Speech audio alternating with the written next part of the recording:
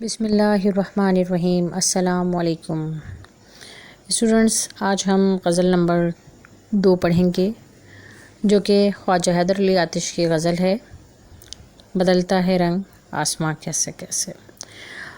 ایک مختصر سا تعارف دیکھ لیتے ہیں خواجہ حیدر علی آتش کا۔ ولادت 1764، وفات 1847۔ خواجہ حیدر علی آتش خواجہ علی بخش کے بیٹے تھے۔ دلی ہندوستان میں پیدا ہوئے۔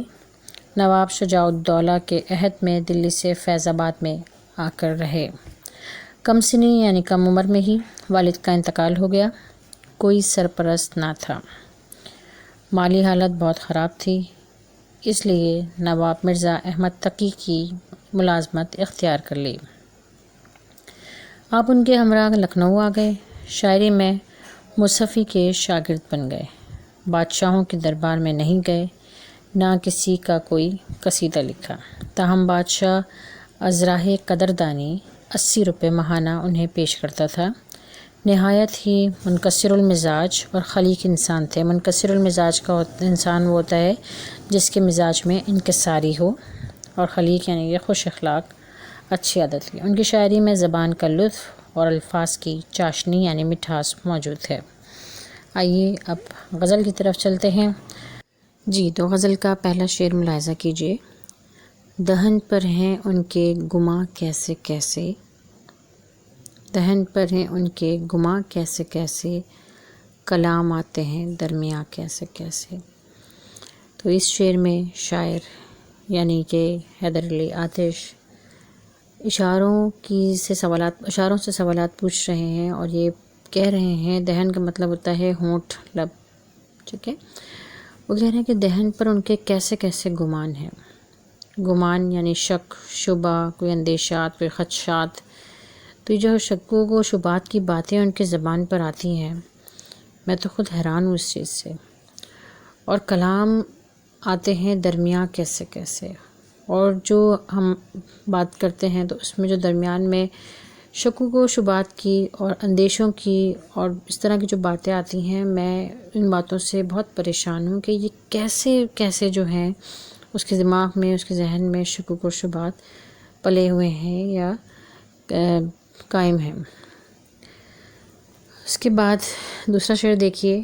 زمین چمن گل کھلاتی ہے کیا کیا، زمین چمن گل کھلاتی ہے کیا کیا، بدلتا ہے رنگ آسماں کیسے کیسے۔ یہ حیدر علی آتش کا ایک بہت ہی زبردست شعر ہے، جو کہ مجھے بہت پسند ہے پرسنلی، کہ اس میں ایک دنیا کی حقیقت کے بارے میں بات کی گئی ہے کہ انسان کا جو وقت ہے نا، وہ کبھی بھی ایک سا نہیں رہتا، حالات کبھی بھی ایک سے نہیں رہتے۔ زندگی نام ہی تبدیلی کا ہے نا، گردش کا ہے۔ تو انسان جو ہے وہ کبھی بھی ایک سا نہیں رہتا۔ تو زمین چمن گل کھلاتی ہے کیا کیا، یعنی اشاروں کا نام بتا رہے ہیں کہ لوگوں کے ساتھ ان کی قسمتیں کیا کیا ستم ظریفیاں کرتی ہیں، کیا کیا حالات ان کے آتے ہیں۔ ایک پل میں وہ کچھ ہوتے ہیں، اور ایک پل میں زمانہ ایسا پلٹتا ہے کہ جو اللہ تعالیٰ کی قدرت سے جو بادشاہ ہوتے ہیں وہ فقیر بن جاتے ہیں، اور جو فقیر ہوتے ہیں وہ بادشاہ بن جاتے ہیں۔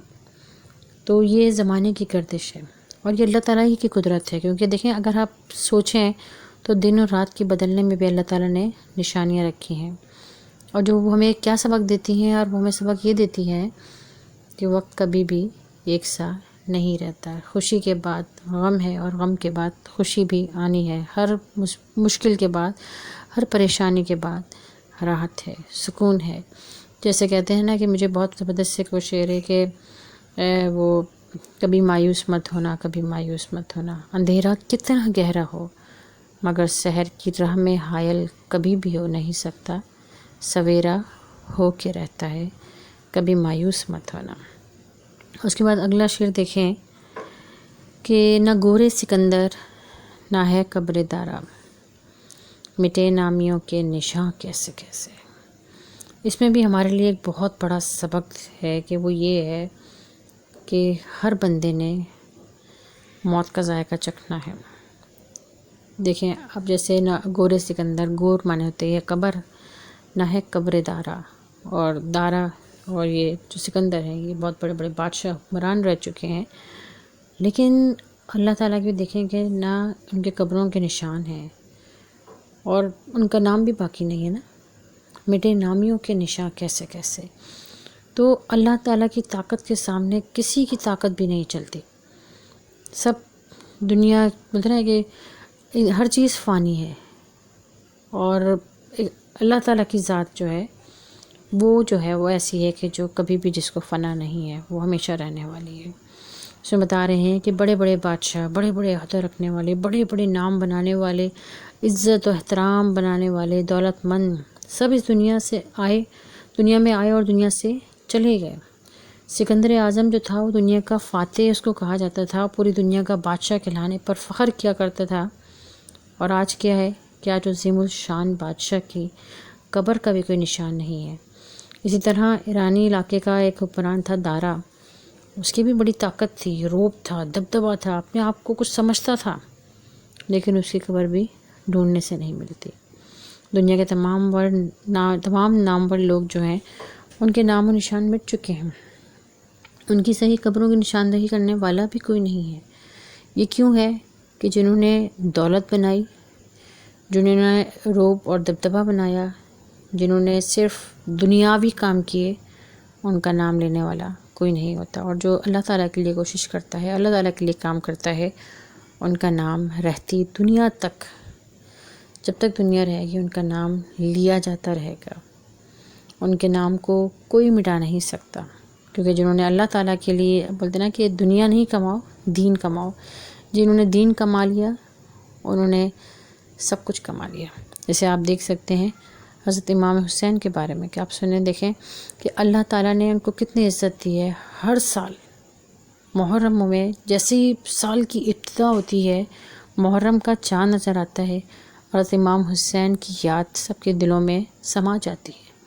یہ کیوں ہے؟ کیونکہ انہوں نے دنیا نہیں کمائی، سب کچھ قربان کر دیا، انہوں نے دین کمایا، انہوں نے اللہ کو راضی کیا.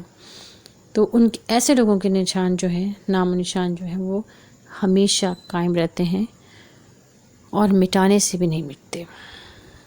ٹھیک، اگلا شعر دیکھیں. غم و غصہ و رنج و اند و حرما، غم و غصہ و رنج و اند و حرما ہمارے بھی ہیں مہرباں کیسے کیسے. اس شعر میں شاعر جو بات کر رہے ہیں وہ بتا رہے ہیں کہ ہمارے آس پاس جو بھی دوست احباب ملے ہیں، انہوں نے ہمیں سوائے دکھ کے، تکلیفوں کی، غم، درد، الم، مصیبتیں، مشکلات کے کیا دیا. یعنی غم اور غصہ، رنج مانے ہوتا ہے غم، اور اندو اور حرما، اند مانے بھی دکھ ہوتا ہے، اور حرما کا مطلب ہوتا ہے محرومی. تو یہ تمام چیزیں ہماری مہربان ہیں. مطلب ہمارے دوست کیا ہیں؟ یہ ہیں ہمیں محبت سے محروم رکھا، جس سے امید چاہی اسی نے ہم سے نا امیدی روا رکھی، جس سے خوشی چاہی اسی نے ملال عطا کیا، جس سے راحت مانگی اسی نے رنج و الم سے دوچار کیا. یہ ہمارے دوست ہیں، یہ مہربان ہیں. اور دنیا ہے ہی یہی.